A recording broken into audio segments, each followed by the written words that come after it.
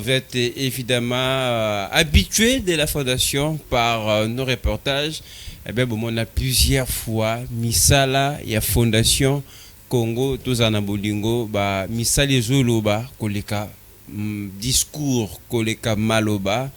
Et c'est vraiment un habitué de l'émission qu'on va recevoir déjà sur ce plateau. Président Jackson Bala, Boye Malamu. Merci beaucoup.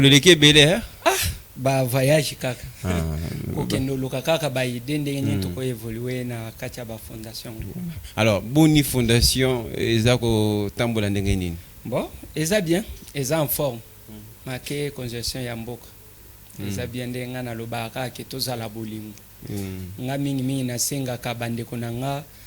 lekolo ya nyonso oye leki bolingo eza. Exact, tout à fait. Alors, lui quand même moi mkolo mona na quitté pour na ba cause ya voyage ba sangweza boni na weta de fondation Congo tozana bolingo. Ouais, na salaki déplacement na kendaki na Congo central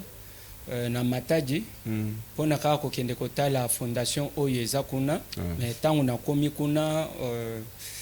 na moni pe o ba manqué na o pe bazo sepela et loro mingi ya kolobaka ke il faut tozala na bolingo parce que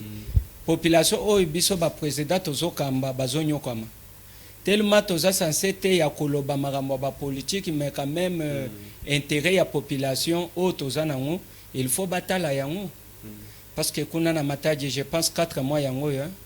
koreza la kité na marqué na zananga député te na zananga ya mututé na kenda ko mona DG ya SNL selon na ndenge kaka ya fondation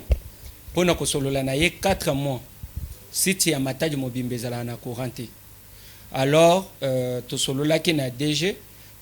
ya pour mettre ngandenga pour mettre ngo aba lobi pe nyinyi sali ke koreiza la te to zeli kaka réponse na ye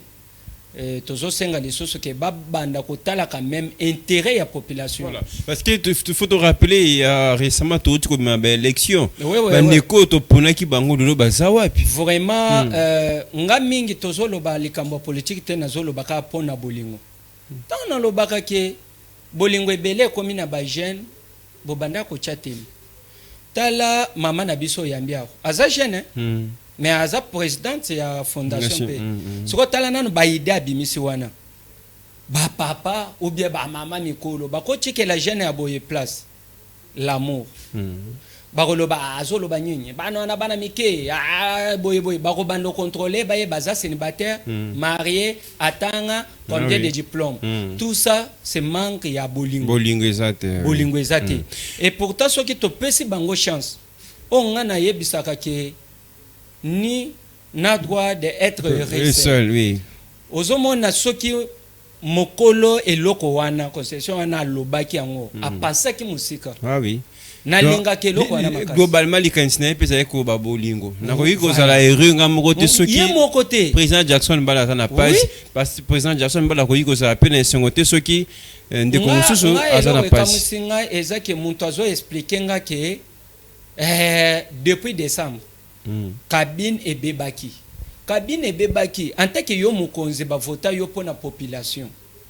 au salaki nini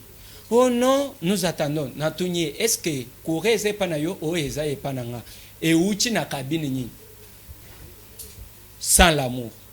mais ce qui président Malo nenga lo barage muntu moko te azana pouvoir ya revivre et recel papa nanga biso nyonso tozana idée wana na mutu mais président Jackson avant tout son suma solo etali fondation na lenga ki isusu na tuna puisque vous avez insisté ming sur bolingo yango ndezali vraiment vision ya fondation na yo bolingo na mboka fait ba ne pas banani puisque ceux qui en principe fait que ba ne pas ba cause mais ba konjo tout monde bango ba totaka ba intérêt na bango population na bango le na minute ezani une formation ya gouvernement ba intérêt entre bango ba faut ba pesa autant ba former bongo peuple simana yango. Bon, ngai mingi papa nanga na lobaka ke bolingo il faut banda likolo. Soko zwi poisson o chango na se ao. O ye lobi ponota la poisson ya mobesu. O mona teke epoli na mukili. O mona ke côté ya mutunde epoli. Ça veut dire biso il faut to banda likolo na bolingo wana. Et ta peut-être na kata libota bolingo fait bana ba boti peut kita petit na. Oui, c'est ça. Alors ce qui otali tant on a betaka c'était chaque jour toza la bolingo bamona nga lokola na abela mutu tellement na lobaka français te bamona lokola ke ay jowana est-ce que yo so yoka loba français illettré mais nga nazokufa kaka ke bolingo oyo eza neti lokola nyinyi ekosilisa chômage bolingo kaka moko oyo ekozala tozala bomoko ndenge toza boye parce que ce qui ozwi $20 tozwaka $20 toye na quartier totali fondation Congo tozala bolingo azalaka na combien de jeunes azala na combien ya bato nanu est-ce que ceux qui tozwi ata 10 000 ata $9,000 tolobi papa awa na quartier to bando mona bidon te to bando mona salité te mais biso to yaka kaka ko verser yo chaque fin ya mois mbongo autant pona ko sala boy oyebi combien de jeunes ko sala musala et puis ceux qui tozui muntu na kati ya fondation ba pesi lokola fondation moko ke papa 10 000 yango lokana no idée otoyoka ko pesa ka ba idée lokana no idée au sali 1 hectare na lobi 2 hectares 3 hectares te 1 hectare ok kaka na ba na Congo central wana au sali 1 hectare $300 pour 1 hectare kuna ba te kango $300 bo sali yango oluki 5 jeunes ou bien 6 jeunes bo bandi bilang après 3 mois bo buka masango te après une année bo buka manyoko te au diminuer chômage te à tellement mais je parle mais je connais bango ba kufa kana ba intérêt na bango yango zo mona mboka na biso to ana solution. Voilà, c'est ça c'est le constat qui fait très mal mais tout bêtement sur la fondation parce que tu crois ba sali déplacement vers Congo central na matadi précisément pas difficulté au délai courant lobby pas si msuni okuti na ba fondation yo ezali kuna bandeko et puis qu'est-ce que, en tant que président de la fondation, vous avez envisagé pour la bande de quoi, nous avons des difficultés, c'est-à-dire, vous avez des centres, nous avons oui, parce que la fondation, nous avons Banyanga, ce qui est côté à Mayombe, au Katisi Mai, au Kena Manyanga. Déjà, fondation, nous avons Bazolo Kabiso, pour notre KNDP côté la bango, mais pas ces accords allés par rapport au cas qu'il y a moyen de financement. Na bandaki koboya mingi kosenga parce que tokoki kozala mboka kaka yake bosunga te tamoko conscience ya batu eya etuna take petit olekaka chaque jour souci na yo ezalaka nyinyi olukaka nyinyi alors ce qu'on a mita oyo fondation nanga ekomi vraiment munene nanga moko ekomi obangisanga moi finance ezate et puis moyen bato bakende ezate ba kangami kananga siko tokomi olukata lisungi soki tozui ata ya muke nga nazo senga te ba milliard nga nazo senga kaka muke muntu moko apesa nga ata ya intérêt oyo nyonso ko yokanga ata mbongo kaka ya muke ata ya intérêt ke aye a déficit fondation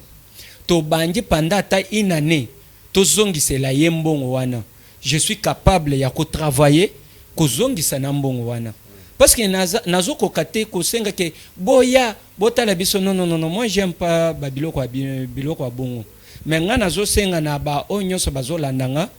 na kena mataji na moni pasi na kena kingasani na moni pasi awa kutu place ngaliema nga na fanda ka mbuji mai kutu nanu teto ke kotala bango mais bazo continuer vraiment mwene jito bazo continuer mwene jito kutu batindela ngaka ba photo na ba video mais nanu te na ke kuna siko passe za nyinyi makoki oyo na bandaki ko sala nango aba activité wana siko bato ba doubler bato ba komi ebele pour ça moyen pe mati mais présent parenthèse morombaru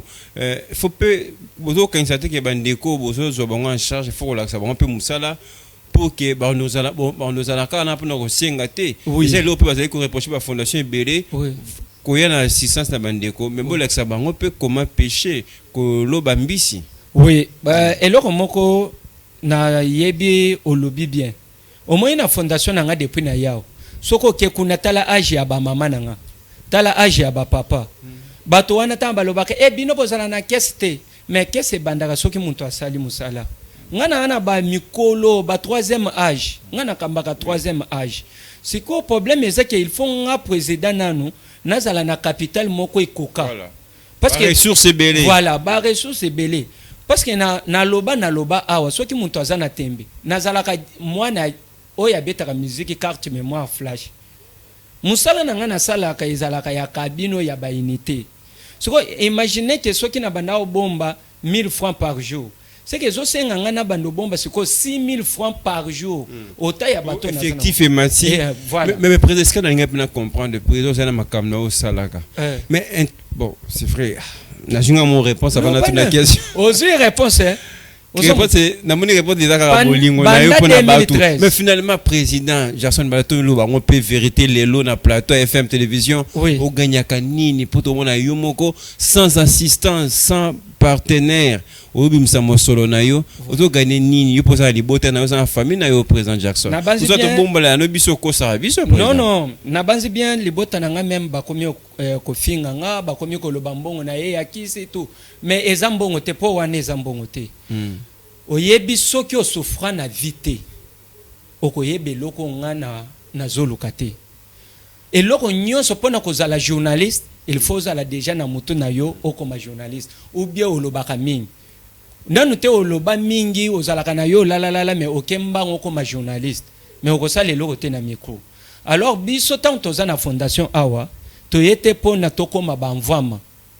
nga par exemple na pesa moi chiffre moko boy si aujourd'hui nazui muntu papa na micro na yo nazui muntu apesi nga $10,000 au moins 10 000 nga na yo kasango million te $10,000 baye nango pendant une année na ko bimisa déjà bateau bayebi kotonga bien ba maison ya makas kana moi 10 000 po bato balukaka o 1 million 10 millions non nga na lobi $10,000 c'est pourquoi quand na solola ki na président Maloa na yebisa ki papa je suis capable ya osimba takis parce que je ne peux pas accepter na mona bateau nga na bana oboya ke banyokwama te na mona bango baza na kati ya konyokwama toza na mboko oyo soki ba politicien bakomi pembeni ya intérêt na bango nde babimisi maputa babimisi na ba 5 000 francs mais lelo oyo yokaka lisusu ba fondation tala jeune fille na biso ndenge asali fierté fondation nyonso ekufi mais moi je demande ba soutenir nga ba pesa nga na occasion même pour na une année batala koma fondation Congo tozala bolingo ekosala parce que soto lobi bolingo na 26 communes nyonso peut-être toko changer mentalité pourtant muntu akozala na bolingo te aoloba c'est que nga tokozala na président Jackson te une fois tant muntu azo adapter na kati ya mutu na ye bolingo okomona ke toko changer pe ebele intérêt na nga moko ezaka kaki passe o nga na mona naza yesu te naza penzambe te pona kosunga tout le monde mais passe o nga na mona konyokama o batu misusu banyokolanga na njimi te na lingi te pe muntu mususu asala nyinyi anyokama yango donc base ezali bolingo président Jackson c'est vrai donc oyambayo dès qu'on sera disponible poto bete suma masolo mula epi to komina na suka na mokuse message clé et so ko résumé pe tourner tu ko sala na matadi bandi ko landi biso bakoki ko kangani et puis ngana do peso occasion le na micro na biso parce que tellement besoin matière effectif et matière so singa ba moyen au sala pe moi message à SOS na bandeko bakoki ko sala toucher pour ba contacter bino ba sunga fondation Congo tozana bolingo okopesa pe numéro de téléphone en tout cas na pesio 3 minutes pour o pesa biso ba président surtout na bato sur cette émission. Merci beaucoup ndengo pesinga opportunité oyo na loba nazoye senga na bandeko na nga nyonso bazolanda ngai na yebi bien bomona kanga chaque jour na ba chaîne différent oyo na lekaka tant on a senga kate ezate ke naza ogeye ou bien naza vanta mais et ça la capacité parce que tolinga kate bato ba souffrir alors on a na tamboli mingi na ke Congo central lelo nazo lité na kota Angola kaka pona fondation Congo toza la bolingo toza na Mbujimai toza awa na 3 communes déjà na kosenga na bandeko na nga nyonso bazolanda ngai muntu a motema ya mawa ko bandana na première dame président Malua nazo senga bino bo soutenir nga nazoluka million te nazoluka ebele te nazoluka ka mukie kaka nameka kosala bilanga parce que bilanga avec masango esalaka 3 mois manyoko esalaka 1 année na 2 mois avec kotonga ya bana cour oyo bomonaka ya kotonga oyo soki tosombi ata 10 machines déjà tokozala na ba jeune fille oyo lelo bazobeba kosente bango parce que ba parents na bango baza na ba moyen te lelo ba mama misusu bazangi valeur so bomona ba mama veuve wana boyeba ke lelo oyo ekomi mobile pe ya 30 ans akufi atiki pe mwasi na ye ya 21 ans akomi kaka na nzela ya kati ya veuve soki akutani na libota ya bien te mwasi wana ba obenga ye ndoki alia mobile mwasi wana akopenga kobando sala bisala sala lelo tokomi na bachele ebele nakutana na ba réalité ebele nazosenga bino na bolingo nzambe message na nga oyo mbala na nga ya liboso depuis 2013 nde na senga boy numéro na ngai eza plus 243 85 284 03 51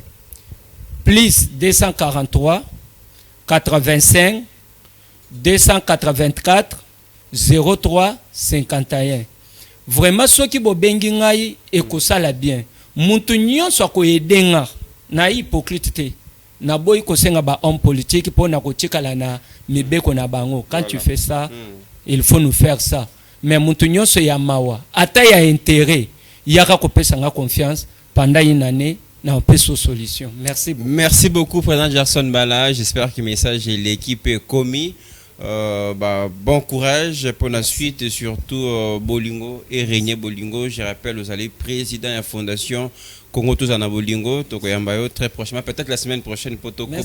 Pardon, na lingi na lobelo moko, muntu moko atuninga est-ce que bomona kaye atambola na équipe na ye. No biso toza ba grand.